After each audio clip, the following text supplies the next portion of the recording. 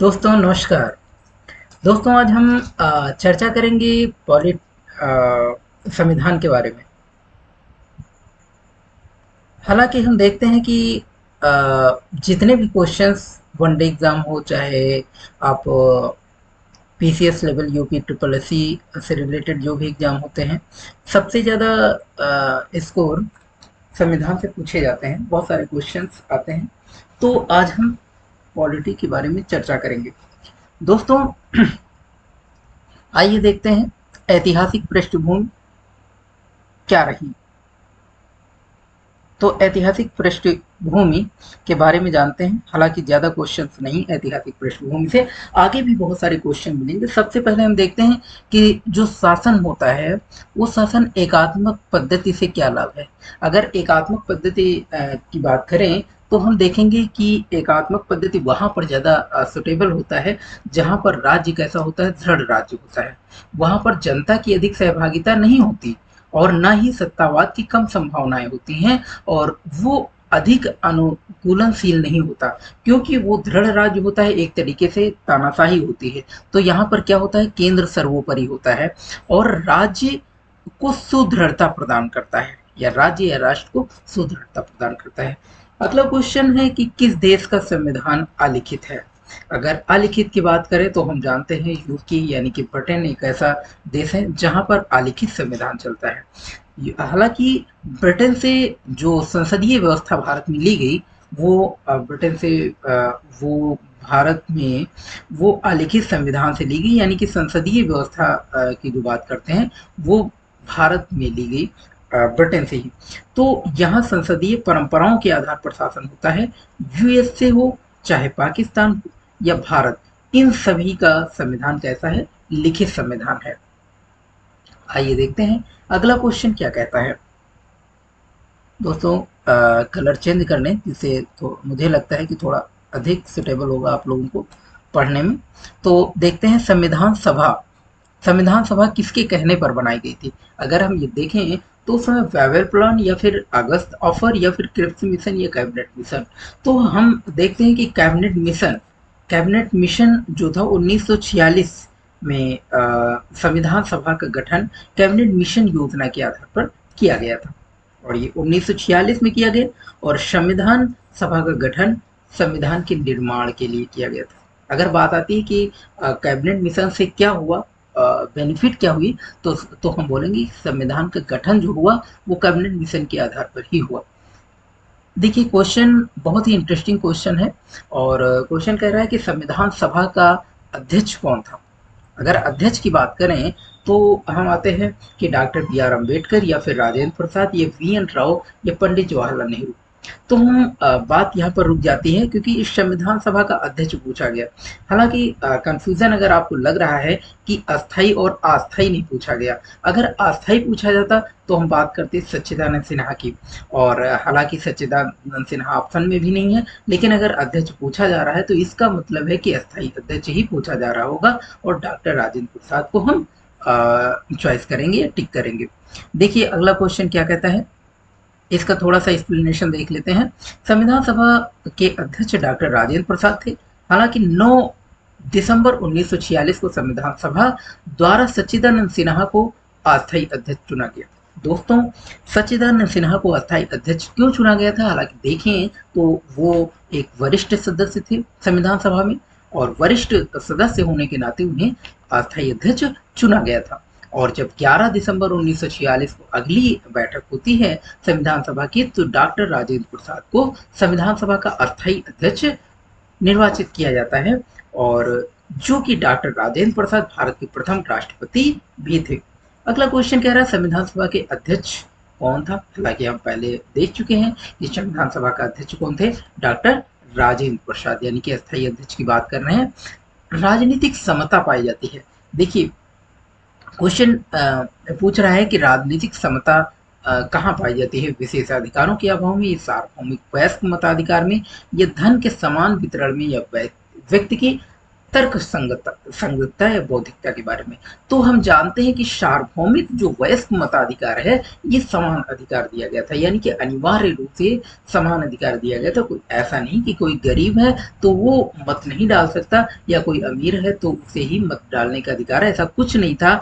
सार्वभौमिक वयस्क मताधिकार की स्थिति देश में प्रत्येक वयस्क नागरिक को अपना प्रतिनिधि चुनने का, यानी कि मत देने का अधिकार होता है, जो कि राजनीतिक समता की स्थिति को क्या कर रहा है, दर्शा रहा है। तो हालांकि ये विकल्प जो है सही होगा। धर्मनिरपेक्ष राज्य किसे कहते हैं? बात आती है धर्मनिरपेक्ष की। देखिए दोस्तों, यहाँ पर धर्मनिरपेक्ष की बात की गई है। जब हम संविधान में देखते हैं तो कहीं कहीं पर पंथ निरपेक्ष आता है या धर्म निरपेक्ष आता है, तो हम बात करते हैं कि ऐसे राज्य के बारे में जहाँ जिसका अपना कोई धर्म ना हो, या वो नास्तिक हो, या धर्म विरोधी हो, या फिर लोगों की धार्मिक भावनाओं को ध्यान में रखता हो। तो हम क्वेश्चन कहाँ पर जाएंगे कि उसका अपना कोई एक धर्म निश्चित ना हो, या उसका अपना कोई धर्म ना हो, तो उसे धर्मनिरपेक्ष के बारे में, उसे धर्मनिरपेक्ष राज्य कहेंगे। तो हमारा क्या भारत ऐसा है जिसका अपना कोई धर्म नहीं? हालांकि है भारत, जो कि धर्मनिरपेक्ष राज्य है, क्योंकि इसका तात्पर्य एक ऐसे राज्य से है जिसका अपना कोई धर्म नहीं है, हालांकि ये किसी किसी धर्म को विशेष रूप से प्रोत्साहन नहीं देता है। तो भारतीय संविधान की प्रस्तावना में पंथ निरपेक्ष शब्द 42वें संविधान संशोधन द्वारा 1976 में जोड़ा गया। अगर हम बात करें पंथ निरपेक्ष शब्द की, तो संविधान की प्रस्तावना में ये जोड़ा गया। और ये शब्द कब जोड़ा गया? तो 42वें संविधान संशोधन के द्वारा ये शब्द जोड़ा गया। कौन सा? पंथ निरपेक्ष। तो कंफ्यूजन नहीं होना चाहिए दोस्तों, पंथ निरपेक्ष की बात कर रहे हैं। पंथ निरपेक्ष शब्द जो है जोड़ा गया, ना कि धर्मनिरपेक्ष शब्द जोड़ा गया। हालांकि हम मानेंगे कि पंथ निरपेक्ष का तात्पर्य यही है कि कोई अपना एक विशेष धर्म नहीं है। देखिए, क्वेश्चन कह रहा है कि संविधान केवल सरकार के लोकतांत्रिक रूप की कल्पना नहीं करता, बल्कि लोकतांत्रिक समाज की भी कल्पना करता है, क्योंकि ये इसकी विचारधारा से ओतप्रोत है, न्याय से या स्वतंत्रता, समानता, भाईचारे से। आखिर क्या है इसका सटीक जवाब? क्या होगा? तो हम सटीक जवाब में आएंगे कि न्याय, स्वतंत्रता, समानता और भाईचारा, ये सारे बंधुत्व की भावना, ये सारी बंधुत्व की भावना लोकतांत्रिक समाज की कल्पना करता है। तो संविधान सभा की प्रस्तावना जो है वो केवल सरकार के लोकतांत्रिक रूप की कल्पना नहीं करती, बल्कि लोकतांत्रिक समाज की कल्पना करती है, क्योंकि यहाँ पर न्याय, स्वतंत्रता, समानता और बंधुत्व की विचारधारा अपनाई गई है, यह विचारधारा से ओतप्रोत है। संविधान के अंतर्गत भारतीय लोकतंत्र के आदर्शों को हम कहाँ देख सकते हैं? तो अगर आदर्श की बात करें तो हमें ये दिखाई पड़ता है, संविधान की प्रस्तावना में देखें तो सारे आदर्शों को हम देख सकते हैं। अगर प्रस्तावना की बात करें तो भारतीय संविधान के अंतर्गत भारतीय लोकतंत्र के आदर्शों की एक झलक हमें दिखाई पड़ेगी। किसमें? प्रस्तावना में। प्रस्तावना के माध्यम से भारतीय संविधान के सार, अपेक्षाएं, उद्देश्य और उसका लक्ष्य और दर्शन प्रकट होता है। इसीलिए प्रस्तावना को कई महापुरुषों ने जो है संविधान की आत्मा माना है। देखिए, संविधान के प्रस्तावना, ये प्रेम्बल में भारत को किस रूप में घोषित किया गया? अब देखिए, क्वेश्चन वेरी इंपॉर्टेंट क्वेश्चन है और बहुत ही इंटरेस्टिंग क्वेश्चन है कि प्रेम्बल जो है वो भारत को किस रूप में घोषणा करता है। एक प्रभु सत्ता संपन्न लोकतांत्रिक गणराज्य की बात कर रहा है, या फिर समाजवादी लोकतांत्रिक गणराज्य की बात कर रहा है, या फिर एक प्रभु सत्ता समाजवादी पंथ निरपेक्ष लोकतांत्रिक गणराज्य की बात कर रहा है? तो हालांकि ये क्रमानुसार वेरी इंपॉर्टेंट क्वेश्चन है, और यहाँ पर सारी चीजें दी गई हैं जो कि एक प्रस्तावना में उल्लिखित है। एक प्रभु सत्ता संपन्न समाजवादी पंथ निरपेक्ष लोकतांत्रिक गणराज्य की बात करता है। तो हालांकि अगर इसका एक्सप्लेनेशन देखें तो 26 जनवरी 1950 को, कब? 26 जनवरी 1950 को संविधान हमारा लागू हुआ, और संविधान लागू होते समय जो प्रस्तावना थी उसमें एक प्रभु सत्ता संपन्न समाजवादी पंथ निरपेक्ष लोकतांत्रिक गणराज्य के रूप में घोषणा किया गया। हालांकि जो मूल संविधान है उसमें प्रस्तावना में समाजवादी, पंथ निरपेक्ष और अखंडता, समाजवादी, पंथ निरपेक्ष और अखंडता शब्द नहीं थे। मूल संविधान की बात करें तो ये शब्द नहीं थे। तत्कालिक प्रधानमंत्री इंदिरा गांधी द्वारा गठित स्वर्ण सिंह समिति की सिफारिश पर 42वें संविधान संशोधन द्वारा ये शब्द जोड़ा गया। तो अगर हम बात करें समाजवादी, पंथनिरपेक्ष और अखंडता की बात करें तो ये शब्द जो है 42वें या मिनी कॉन्स्टिट्यूशन के माध्यम से ये शब्द जोड़े गए। कौन से? समाजवादी, पंथनिरपेक्ष और अखंडता। देखिए आगे क्वेश्चन कह रहा है कि भारतीय गणतंत्र यथार्थ संवैधानिक स्थिति 26 जनवरी 1950 को संविधान लागू होने के समय क्या थी? तो अगर स्थिति के बारे में बात करें तो वही चीज आएगा, एक प्रभुता संपन्न, धर्मनिरपेक्ष, समाजवादी, प्रजातांत्रिक गणतंत्र। ये जो कि प्रजातांत्रिक है, जो कि ये शब्द नहीं लिया गया था, तो ये गलत माना जाएगा। इसमें भी सी भी ऑप्शन गलत हो जाएगा। इसलिए कौन सा ऑप्शन सही है? प्रजातांत्रिक गणराज्य, प्रभुसत्ता संपन्न। हाँ, धर्मनिरपेक्ष की बात करें तो ये गलत माना जाएगा और ये प्रजातांत्रिक सही हो जाएगा। तो हम बात करते हैं यहाँ पर बी ऑप्शन सही होगा। देखिए अगला क्वेश्चन क्या कह रहा है, संविधान की प्रस्तावना निम्नलिखित में से वो शब्द कौन सा है जिसका समावेशन 42वें संविधान संशोधन 1976 के माध्यम से नहीं किया गया? अब देखिए क्वेश्चन कह रहा है नहीं किया गया, तो हम क्या कहें, गरिमा और निष्ठा की बात जो है ये नहीं की गई। समाजवादी शब्द जोड़ा गया और पंथ निरपेक्ष शब्द जोड़ा गया। तीसरा क्वेश्चन क्या, 13 नंबर क्वेश्चन क्या कह रहा है कि भारत को किस रूप में जाना गया प्रस्तावना में? तो सर्व सत्ताधारी, प्रभुसत्ता संपन्न, समाजवादी, धर्मनिरपेक्ष, लोकतांत्रिक गणराज्य के रूप में जाना गया। तो ये भी सही होगा। संविधान बनाते समय कौन सा आदर्श प्रस्तावना में शामिल नहीं किया गया? तो अगर हम देखें समता, समता, न्यायवादी। अब देखिए इसमें आदर्श की बात की गई, कौन सा आदर्श प्रस्तावना में नहीं शामिल किया गया? तो आदर्श कौन सा शामिल नहीं किया गया? समाजवादी आदर्श शामिल नहीं किया गया। आदर्श की बात करें, समता, समता और न्याय की बात की गई। ये आदर्श देखने को मिलते हैं। क्वेश्चन कह रहा है कि भारतीय संविधान की प्रस्तावना में अभिव्यक्ति का प्रयोग नहीं किया गया। देखिए सर्वसत्ताधारी, लोकतांत्रिक गणराज्य, समाजवादी, पंथनिरपेक्ष, संघीय।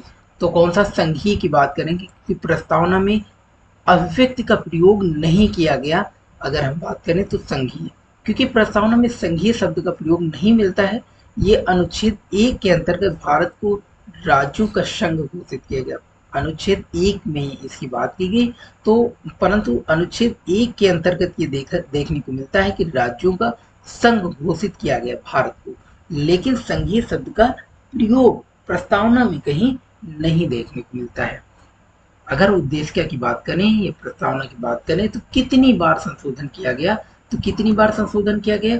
ओनली 1 टाइम्स, यानी कि एक बार संशोधन किया गया। संविधान निर्माण के बाद अब तक संविधान की उद्देशिका में केवल एक बार संशोधन किया गया और 1976 में किया गया, 42वें संविधान संशोधन के द्वारा किया गया और तब जो है समाजवादी, पंथ निरपेक्ष और अखंडता शब्दों को जोड़ा गया। तो वेरी इंपॉर्टेंट है कि अब तक संविधान की प्रस्तावना प्रेम्बल या उद्देशिका में केवल एक ही बार संशोधन मिलता है और वो भी कब? इंदिरा गांधी की सरकार में मिनी कॉन्स्टिट्यूशन जिसको बोला जाता है, 42वें संविधान संशोधन 1976 में 3 शब्द जोड़े गए, समाजवादी, पंथ निरपेक्ष और अखंडता। तो ये भूलना नहीं है, वेरी इंपॉर्टेंट है और बार बार रिपीट हुआ ये क्वेश्चन, तो ये बात करेंगे। संविधान की प्रस्तावना में उल्लेख नहीं है, किसका उल्लेख नहीं है? तो वयस्क मताधिकार का उल्लेख नहीं है, यानी कि प्रस्तावना में न्याय, भातृत्व, प्रतिष्ठा की समानता का तो उल्लेख है, परंतु वयस्क मताधिकार का कहीं भी जिक्र नहीं मिलता है। और अनुच्छेद 326 में वयस्क मताधिकार के आधार पर लोकसभा, राज्य विधानसभाओं के निर्वाचनों का होना उल्लिखित है। तो ये चीज देखने को मिलता है कि अनुच्छेद 326 में देखने को मिल जाएगा कि वयस्क मताधिकार के आधार पर लोकसभा, राज्यसभा की विधानसभाओं में निर्वाचनों का होना उल्लिखित, ये चीज देखने को मिलता है। अगला क्वेश्चन कह रहा है कि संविधान के निर्माताओं के मनोभाव व आदर्श होते हैं, तो कौन से आदर्श होते हैं? सी नंबर हम देखेंगे। उद्देशिका में ये आदर्श देखने को मिलते हैं, यानी कि निर्माताओं के आदर्श को का अगर हम बात करें तो आदर्श किस में देखने को मिलेंगे? उद्देशिका में देखने को मिलेंगे। हालांकि इसका अगर एक्सप्लेनेशन देखें तो उद्देशिका में संविधान निर्माताओं के मनोभाव और आदर्श प्रतिबिंबित होते हैं। संविधान में किसी मंतव्य को स्पष्टीकरण नहीं हो पाए उद्देशिका निर्णायक भूमिका का निर्वहन करते हुए मार्गदर्शन करती है। इन री बेरोबारी यूनियन 1960, अगर बेरोबारी मामले में देखें तो देखा गया कि प्रस्तावना संविधान के निर्माताओं के आशय को स्पष्ट करने वाली एक कुंजी है। तो बेरोबारी मामले में 1960 में देखने को मिला कि प्रस्तावना है क्या? हालांकि प्रस्तावना है जो संविधान के निर्माता हैं उनके आशय को स्पष्ट करने वाली एक कुंजी है।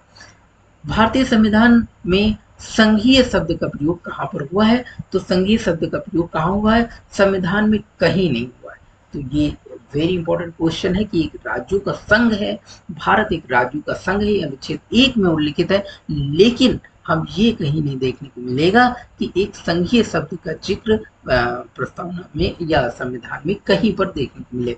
तो भारतीय संविधान में फेडरेशन शब्द के स्थान पर अनुच्छेद 1 के अंतर्गत राज्यों का संघ या यूनियन ऑफ स्टेट शब्द का प्रयोग किया गया है। तो इसमें कंफ्यूजन वाली बात नहीं होनी चाहिए। देखिए लास्ट क्वेश्चन आपका वेरी इंपॉर्टेंट क्वेश्चन है, संविधान में सम्मिश्र संयोजित भारत का वर्णन किस प्रकार से किया गया?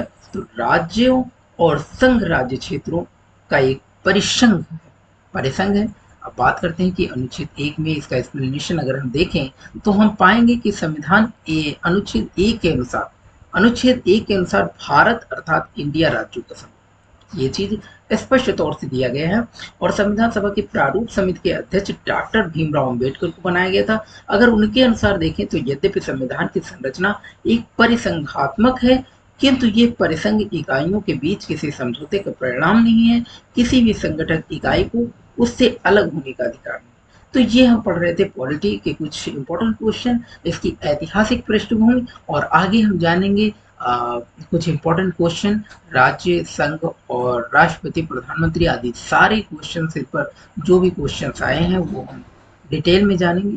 तो इस प्रकार से ऐतिहासिक पृष्ठभूमि का लास्ट क्वेश्चन फाइंड अप हुआ। तो साथियों रेगुलर इससे जुड़े रहें और हम रेगुलर ऐसे ही वीडियोस लाते रहेंगे आप लोगों के लिए इंपॉर्टेंट क्वेश्चन। तो आज तक के लिए बस इतना ही, तब तक के लिए बहुत बहुत धन्यवाद, फिर मिलेंगे। तो थैंक यू सो मच।